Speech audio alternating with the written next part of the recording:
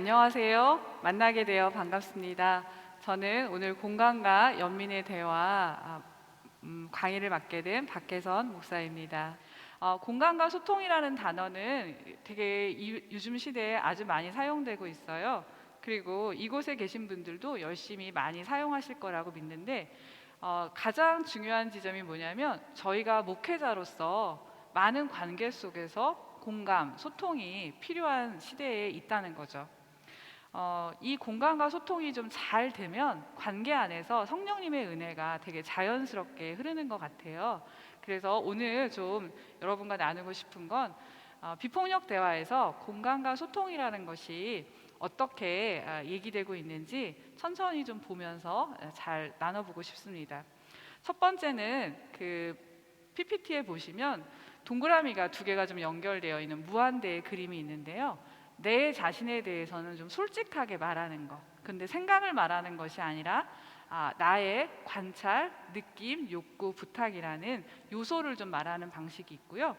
그 다음에 들을 때 역시 공감으로 좀 듣는 방식은 관찰로, 그 다음에 상대의 느낌을 좀 그대로, 그다음에 상대의 필요를 그대로 좀 듣는 것, 그리고 그 들은 것에 대해서 좀 부탁하는 것, 이런 방식이 있는데요. PPT에 보시면은 지금 느낌이 좀 올라올 건데요. 지금 현재 여러분의 느낌이 어떤 느낌이신지 한 개나 두 개 정도를 한번 찾아보세요. 어떤 분은 지금 느낌이 좀 지치고 피곤하실 수도 있어요.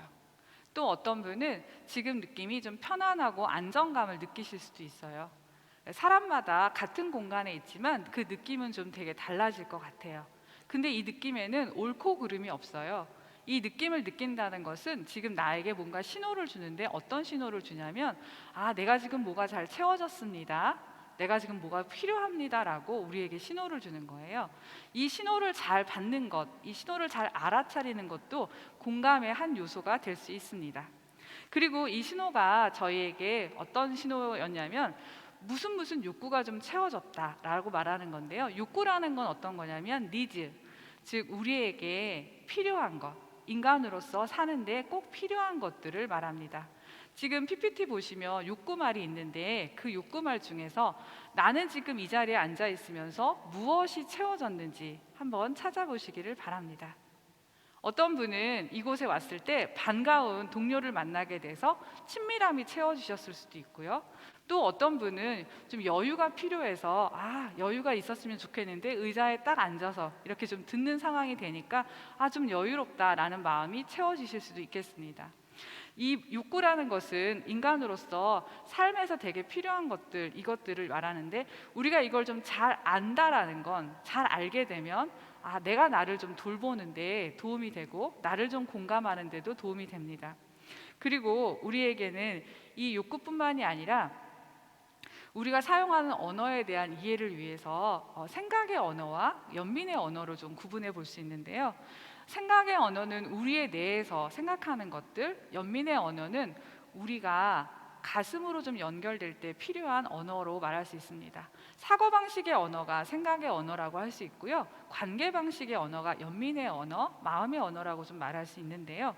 우리의 뇌는 도덕적인 판단, 당연시, 강요, 비교, 그리고 책임전가 평가하는 언어를 사용하는 그러한 뇌의 언어가 있고요. 이 생각말은 우리가 발전하고 성장하는 데 되게 많은 도움을 줬어요. 그런데 이 생각말을 할 때는 마음과 마음이 연결되고 공감하고 소통하는 데는 좀 방해가 되는 요소이기도 합니다. 제가 오늘 여러분께 공감과 소통에 대해서 말씀드릴 때 좀 사례로 얘기하고 싶은 분이 계신데 이분은 저희 교단은 아니시고 타 교단에서 은퇴하신 성직자 분이세요. 이분이 저에게 공감과 소통에 대한 얘기를 삶을 통해서 나눠주셨는데 그 내용이 여러분에게 공감이나 소통에 대해서 전달하기에 참 심플하고 좋은 예라고 해서 나누고 싶습니다. 이분에게는 따님이 있었는데 40이 좀 넘으셨어요. 따님과 함께 살고 있는데 이 딸과 좀 대화를 하고 싶어서 어느 날 딸에게 이렇게 찾아가는데 딸의 방으로 찾아가는데 자신의 마음이 되게 답답하고 뭔가 무겁고 머릿속은 되게 복잡하더래요. 왜 이럴까 내가 그런 마음이 들었지만 그래도 그 마음을 꾹 참고 딸하고 대화를 해봐야지 하고 딸의 방문에 노크를 했습니다. 그리고 방으로 들어가서 딸하고 대화를 시작했는데 너 어떻게 지내니? 이 말 한마디를 하고 나서는 딸이 침묵하고 그 다음에 다시 질문을 좀 해야 되는데 뭔가 내 안에서 이렇게 끓어오르는 그리고 뭔가 되게 답답하고 막막한 느낌이 들더랍니다. 그래서 이 성직자분께서 그냥 대화를 중간에 멈추시고 자신의 서재로 돌아왔습니다. 그리고 돌아와서 계속 자신에게 이렇게 자신의 마음을 좀 비춰보는 거예요.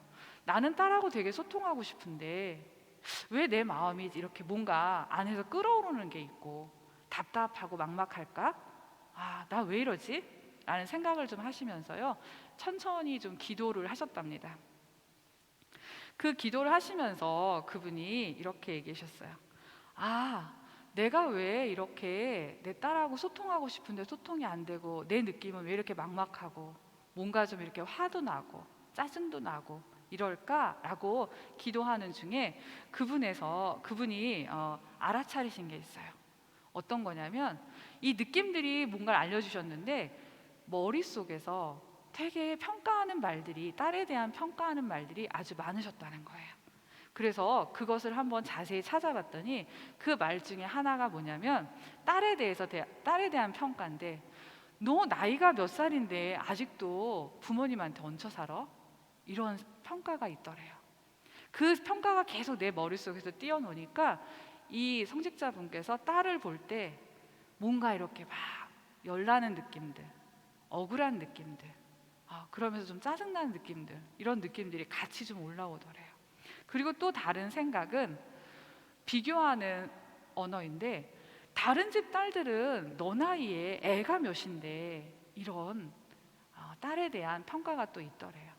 그 마음을 계속 그 생각을 품고 있으니까 딸이 미워지고 딸에 대해서 화나는 마음이 생기고 뭔가 막막하고 답답한 느낌이 들더래요.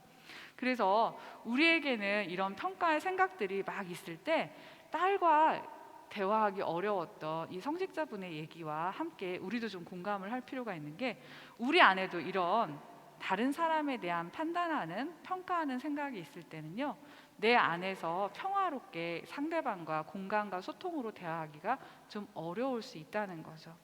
이분이 자신의 생각을 알아차리고 그리고 나서 천천히 다시 긴 시간을 들여서 기도를 했습니다.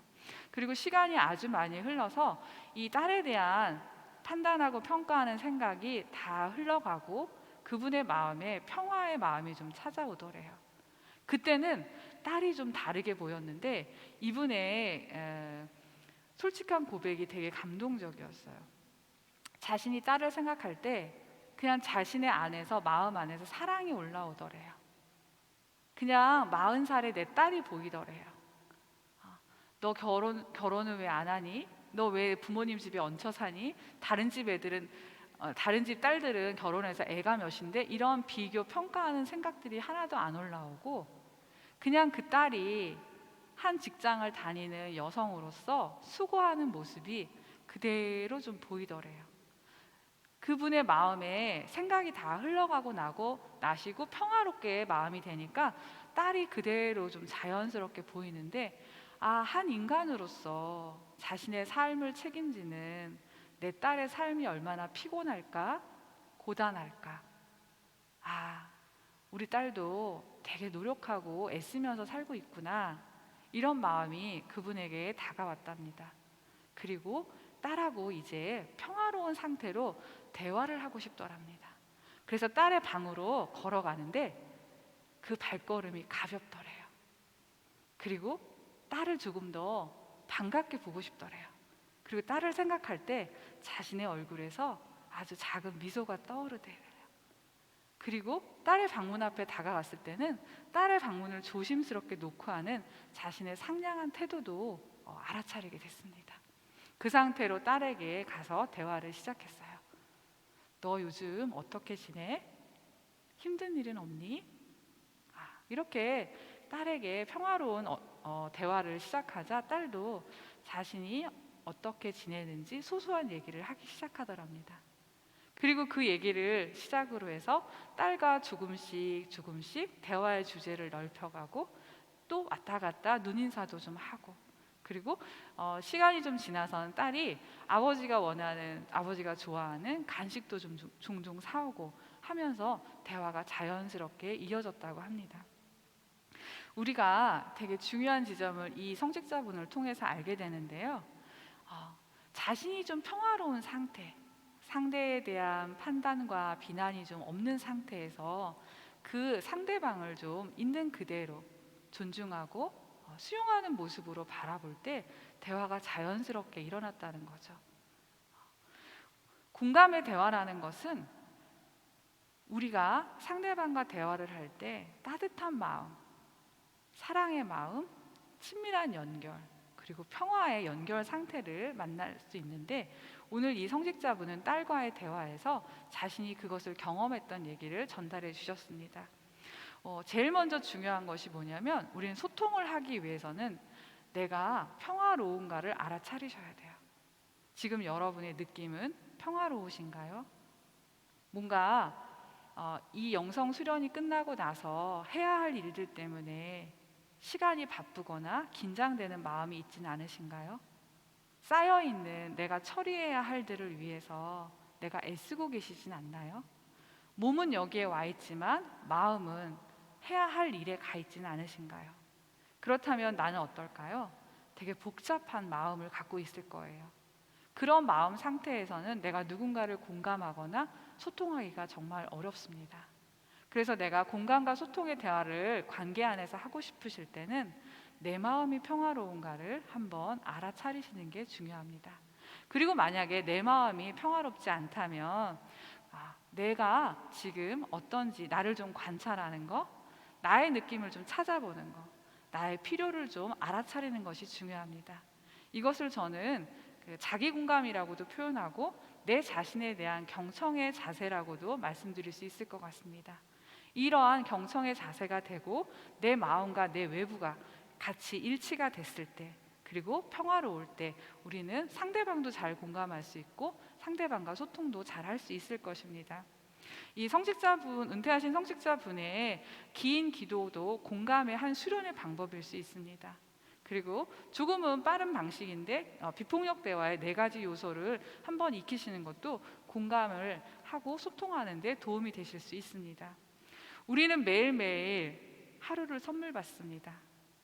그리고 새로운 관계 안에서 하나님의 신비를 체험합니다. 내 안에 하나님에 대한 지향과 사랑이 충분하시다면 여러분 안에 하나님께서 주신 연민으로 여러분은 관계 속에서 충분히 공감과 소통으로 하나님의 나라를 만들어 나가실 수 있습니다. 저는 그것이 공감의 대화라고 생각합니다. 제가 비폭력 대화를 강의하면서 많은 분들에게 들었던 얘기는, 공감이 이렇게 쉬운 건가요? 진작 알았더라면 오해와 갈등을 많이 줄였을 텐데 라는 얘기를 듣습니다. 네, 모델이 되게 심플합니다. 그리고 일상에서 적용하기도 매우 쉽습니다. 그리고 여러분은 관계 안에 계시기 때문에 여러분의 사역 안에서 공감과 소통이 저는 좀 잘 이루어지기를 바랍니다. 그리고 하나님께서 우리에게 주신 공감의 마음은 우리가 갖고 있는, 태생적으로 갖고 있는 연민의 마음이 우리 안에 있기 때문에 우리가 그 마음만 잘 발현시킨다면 언제든지 누구랑도 공감과 소통이 잘 되실 수 있다라는 말씀을 드리고 싶습니다.